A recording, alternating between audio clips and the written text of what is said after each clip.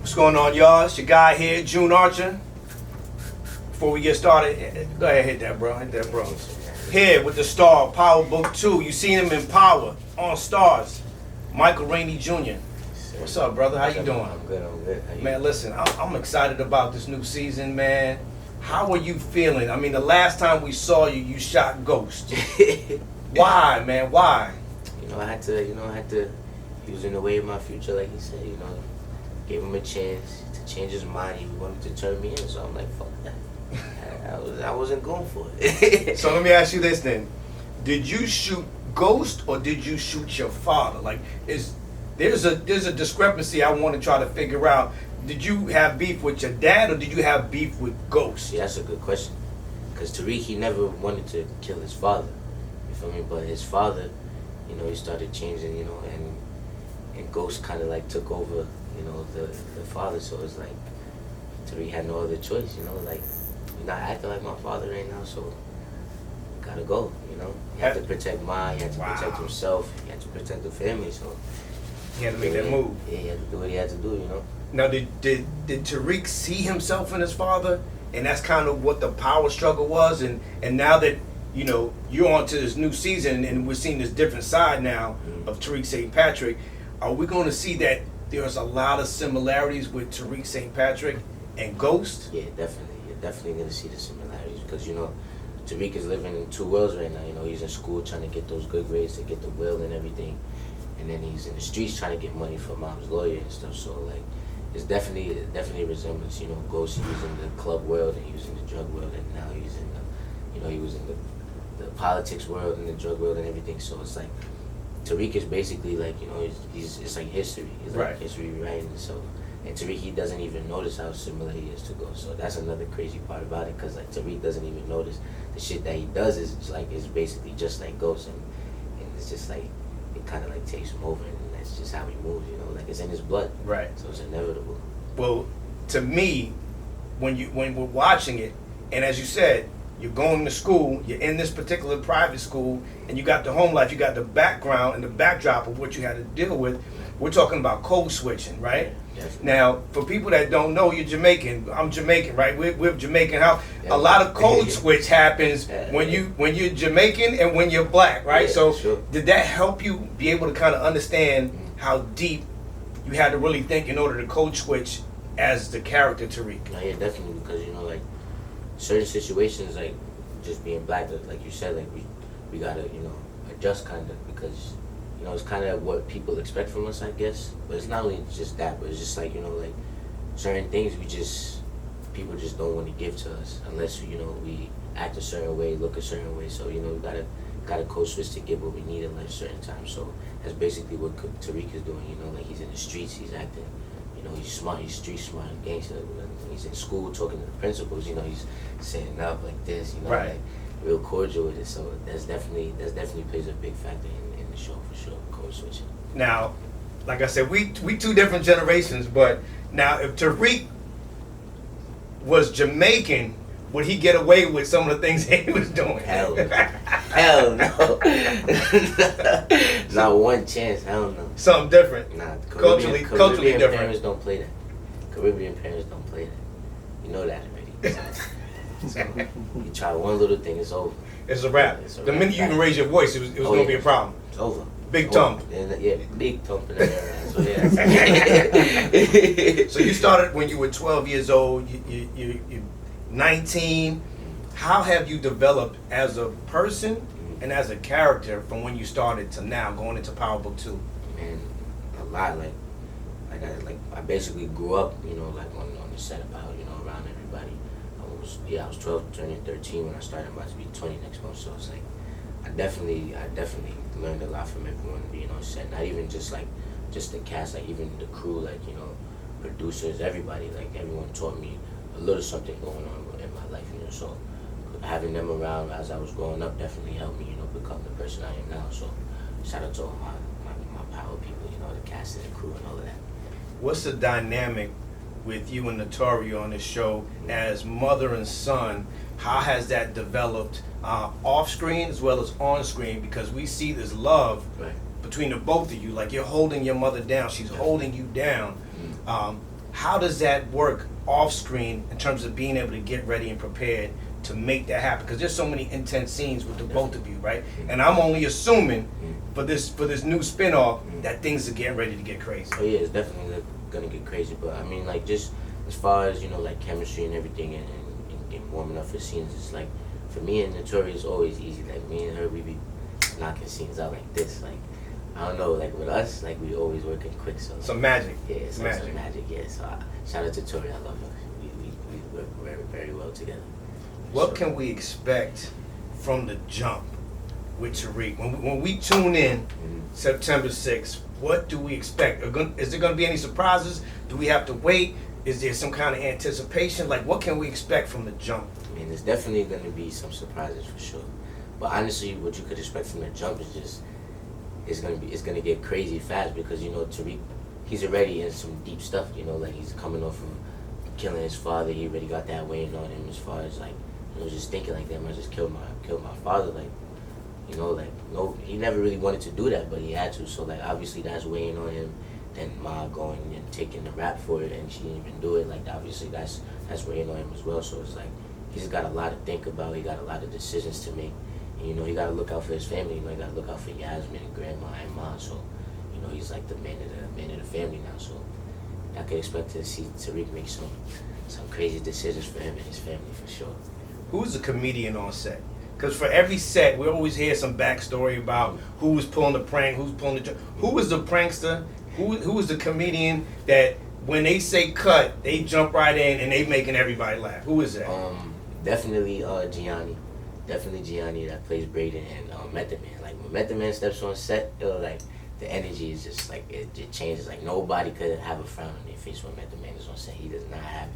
Like, as soon as he gets on set, he's uplifting everybody, and the energy is just like, it's up there. So it's definitely Gianni and Method Man. Like, them two, definitely the funniest two on set. I mean, me too. Like, I always be joking around with everybody, but like, Gianni and Method Man, those two, too funny, bro. Like, there's no dull moments on set when they're there. So No, that's dope. yeah. Now, you went from playing Tariq with a bunch of adults. In Power Book 2, it's a lot of young people your age. Right. How has the energy changed from being with, you know, 50, Amari, Joseph? Like, how is that now? Your peers, y'all are holding it down now for this next story. How's that feel? What's the energy like? It's definitely different. Like, I like it. That's the thing I'm mostly excited for people to see. You know, like, Tariq being around, like, people his age, and actually seeing Tariq, like, you know, be a kid. You know, you feel me? Like, in the original series, you never really get to see those moments of Tariq just being, you know, the teenager he is. You feel me? Right. So, like, that's one thing I was definitely excited for. So, you know, working with people my age is like, it's lit. You know, I could relate to a lot more things with them. You know, we talk about a lot of different stuff. So, like, it's definitely a different energy. It's like more youthful. You know, like, it's more playful.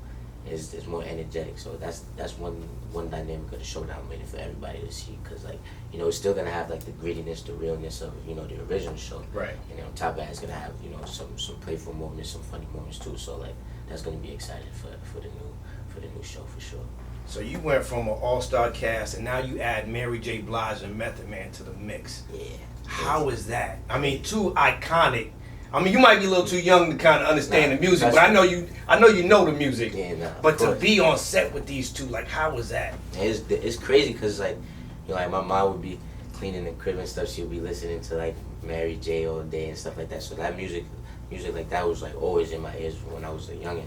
And also, like, my pops, like, he grew up, like, in the same neighborhood as Method Man. Well, then their neighborhood was, like, parallel. Like, my dad grew up in Stapleton, Method Man grew up in Park Hill, and they, like, right next to each other.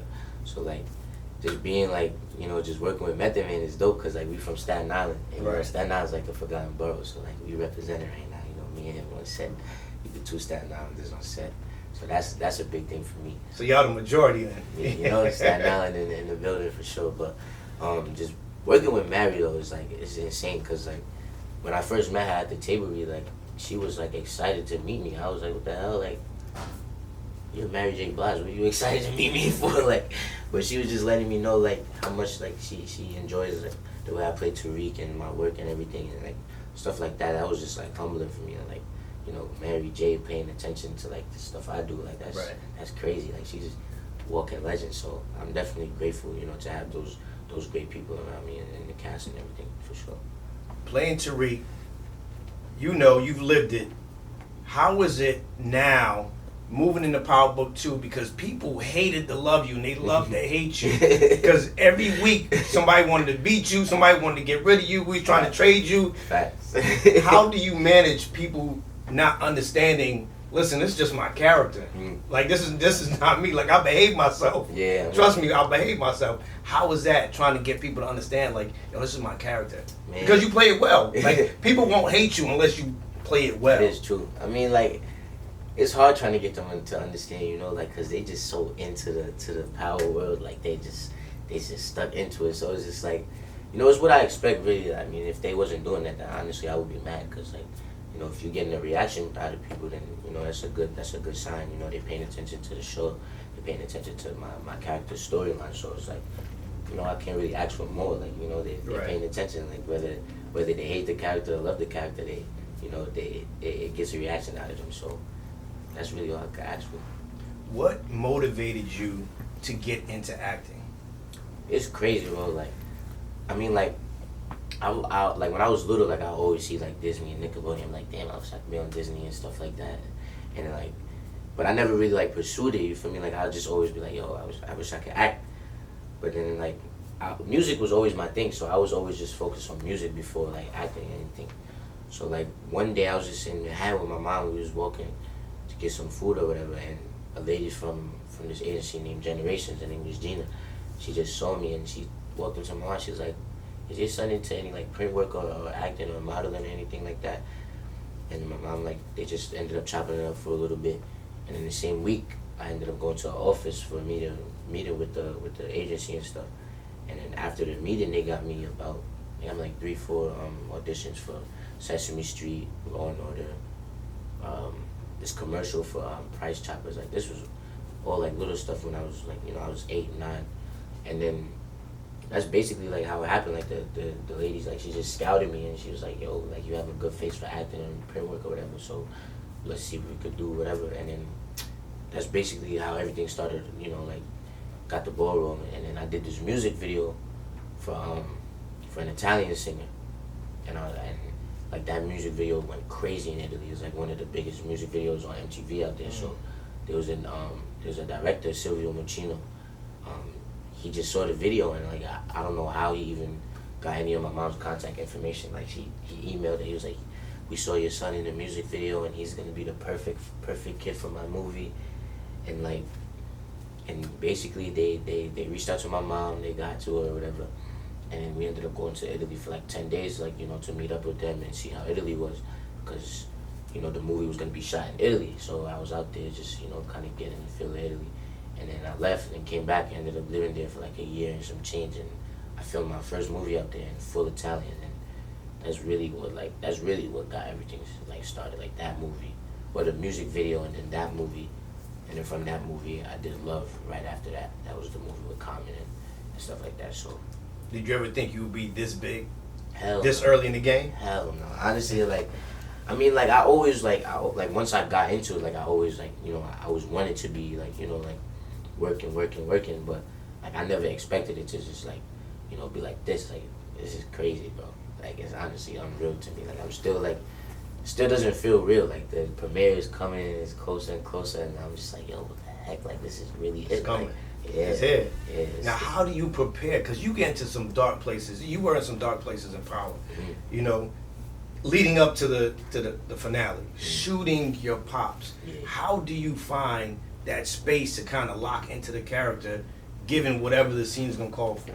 Man, like, what you really gotta think about is like the character and like what the character has been through, you know, like, and like what the character is like witnessing and feeling emotionally in the scene. So like, once you kind of like understand where all the actions are coming from, and like the reasoning behind the stuff that he's doing, like, it's easier for you to, you know, like, tackle it and get more into the emotions of the scene. So like, I just be sitting and thinking, like, if it's like a crying scene, I'd be like, yo, like, tell the director, give me like five minutes real quick, and just, you know, just think, and then it's just like, Just lock in. Just lock in and just try to, you know, I just give it all I got.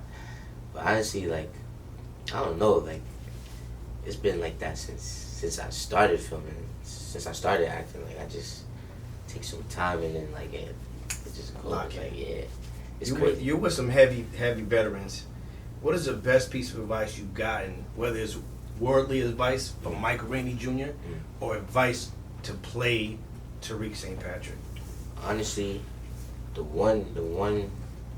few words of advice that really like stuck to me like 100% since 50 told me, like this was when we was filming like season 3. This is like when Kane and Tariq, like they first started like hanging out. So me and 50 had a lot of scenes together. We was working a lot. So we was just in the trailer, we was chilling, chopping it up about a whole lot of different things. But like one thing he said, he was like, yo, don't ever feel too entitled to something, because that's when you deprive yourself. So like that always stuck with me, because like never feel like you're meant for this when something out there could be way better and you just worried about this and you deprive yourself for something way better. So it's just like, don't feel too entitled to something, because it could be something way better out there for you. What's the biggest misconception that people have of 50 now that you had the opportunity to spend a lot of time with him on Power? People just think 50 is that like crazy jerk guy that just always cursing people out and stuff. But honestly, bro, like out of everyone I've met in the industry, and I'm not just saying this because like I look up to 50. Like this is true facts. Like that's the smartest man I've ever met. Like being in the industry, like as far as business goes, as far as just life goes, as far as just everything goes, bro. Like that's the smartest man I ever met, bro. So like I gotta stop with that. He's a genius. He's a genius. But he will curse you out too. So don't get on his bad side. On sure the you weekends. don't owe him no money either. No, you don't. Yeah, you good, right? I'm good. I don't got no debt. Nothing. I don't got no debt. Because he like if he gave you lunch money, like if you. Oh no, I'm not even taking no lunch money. No, you got to be real careful. Yeah, I don't care. I got it 50. No bets. You didn't make a bet, small bet on nothing. No, anything that has money involved, I'm not talking 50 about it, because I don't want to owe him nothing. You mess around and just talk about some money and then you end up owing him some money. Because we were just talking about $5 the other day, so I figured you owe me $5. Because it could be misconstrued. Yeah, it's a thing like that. You feel me? And then you think you really owe him some money, and then you're like, oh, let me get you your money, $5. Right. And then it's over for you. And there's a wrap. So I don't talk no money with 50 unless it's like the business.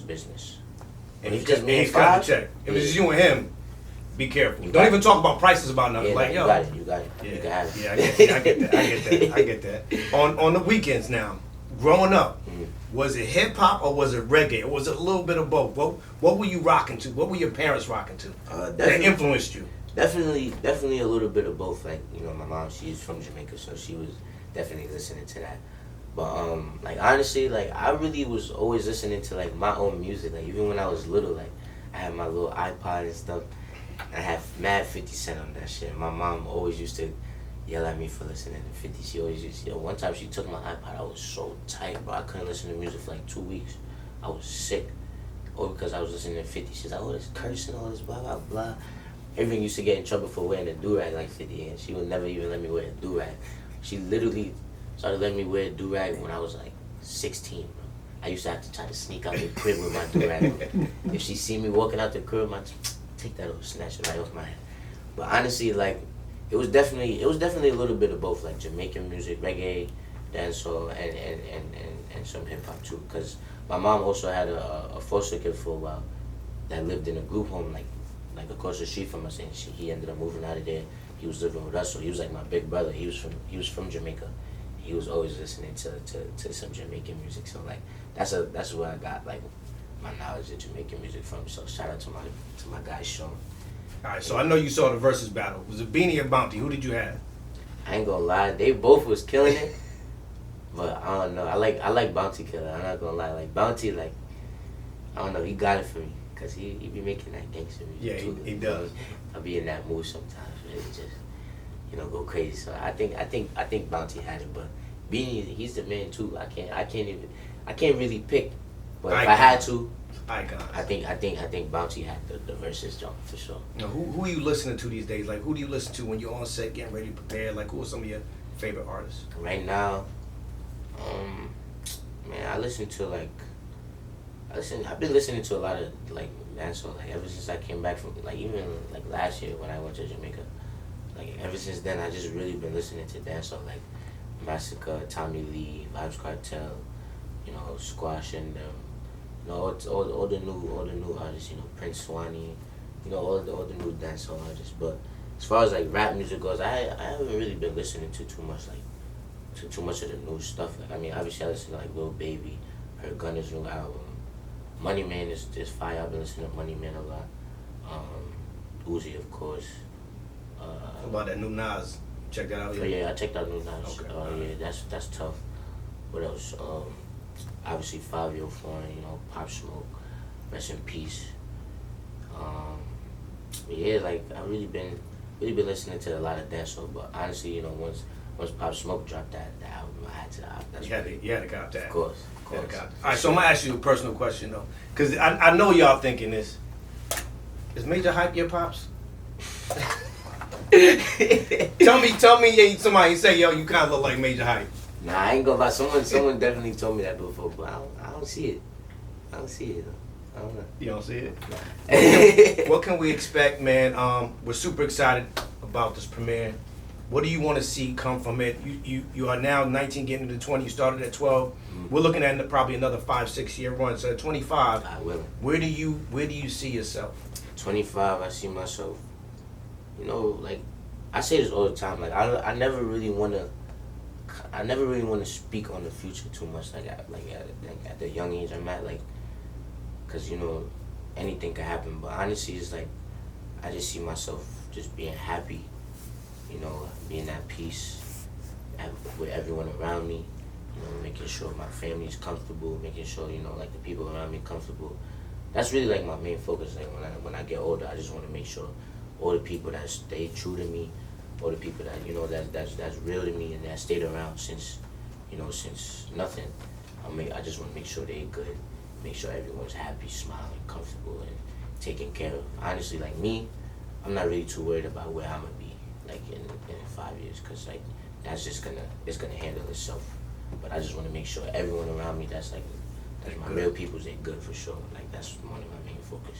How important is it, as we're seeing a lot of things that's going on in the news with police, politics? How important is it for young people to really go out and vote? And what are you doing to kind of champion people to, you know, your age to get out and vote and have their voice be heard? You know, like, you know, voting is everything. You feel me? Like you gotta vote to make that change. So definitely all the young people that's out there that's old enough to go vote, make sure you go register, vote, make that change. And yeah, I'm not gonna tell y'all who to vote for. You know, that's not my place. But vote, make sure I make the right decision. That's all I'm gonna say. If Trump go back in the office, you gonna move back to Jamaica? Oh, I already live in Jamaica. I'm only here because I gotta work. I'm out of here. Trust me. Jamaica, they'll be seeing me 6 months out of the year. And I'll be working here 6 months out of the year. And once I'm done working, back out to Jamaica. America is not it right now. Right now, America is letting all of us down right now. I don't like it. I don't like the space America got us in right now. I don't like it. So Jamaica, that's the motherland right now. I gotta go back over there.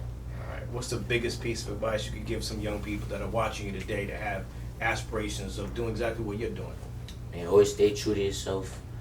You know, don't let nobody tell you, you know, you can't do something because of this, because of that. If you want to do it, go do it. If you want to get it, go get it. Because, you know, like, the only person that could really stop you is yourself. So don't let yourself limit yourself, you know. Go get that. Go get that new car y'all want. Go get those clothes. Go get, you know, whatever it is. Not even just materials, you feel me? Like, go get whatever it is to make you better, to make the people around you better. And just, you know, go do that, for sure.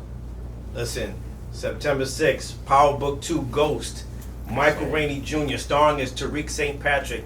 Make sure you tuned in. If not, DVR it. Thanks. Michael Rainey Jr., your guy, June Archer here. Yes, sir. Thank y'all for tuning in. Yes, sir. Power Book 2. Just 2 more questions, Jay. There's a lot of people that died on Tower. Who would you bring back for Power Book 2 if you could bring back somebody? And what's your favorite and least favorite part about being famous? Okay. Change the battery on this.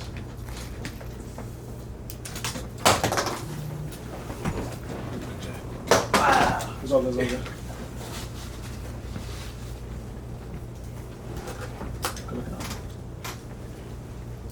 You go, Jay. Put this in the back. Okay.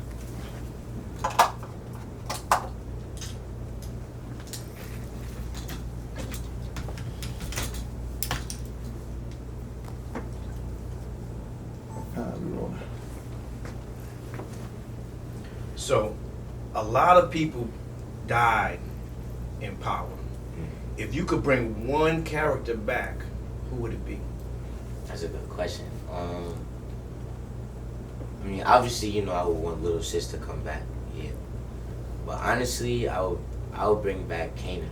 Kanan, because like, you know, he just added that craziness to the show. Like when he was alive, you know, Tariq was just starting to hang out with him. Like all this stuff he was doing was so like irregular. Like all that stuff was out of this world. Like what the hell you got him doing all this crazy stuff? So like definitely I would bring back Kanan, because who knows what Kanan and Rick would have been doing right now. Right. If Kanan was still alive, you feel me? That would have been a Taking crazy over. story, you know? So yeah, I would say Kanan for sure. And you are uber successful, uber famous. What is the thing that you really dislike the most about being famous? I mean, I wouldn't really say I dislike it, because like it's always cool, you know, like being like a role model for young kids. You feel me? Like I love inspiring kids younger than me, kids my age. But it's like, you know, like when you got like an image or whatever, like it's kind of like a responsibility, you know, like you gotta kind of like be perfect to the eye of the media. You feel me? Like I don't really like that, because like, you know, people make mistakes, people do, you know, people live life, you know, they do what they want to do, and like now, you know, with the media being so, you know, so strong in the world now, like everyone always got something to say about someone doing something. So Right. It's just like, you know, it's like the eyes is always on you, like no matter what you're doing. It's kind of like sometimes you just want to have that, you know, just want to sit back and just, you know, just be a human and just do, you know, human stuff.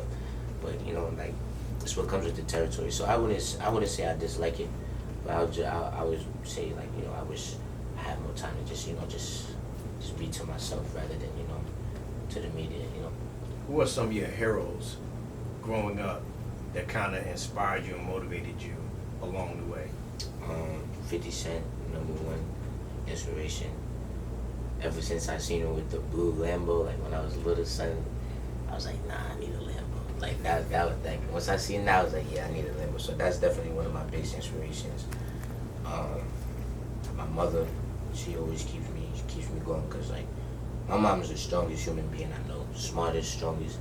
So like just her just being who she is, it always pushes me to be a better person, and try to be the best me I can be. So definitely 50, my mother. Yeah, I would say those two. Like those are like the biggest. Those play the biggest part in my life. You know, as far as inspiration goes, for sure. Power Book 2, September 6th on Stars. Michael Rainey Jr. playing Tariq St. Patrick. It's your guy, June Archer. Thank y'all so much for tuning in. Yes, sir.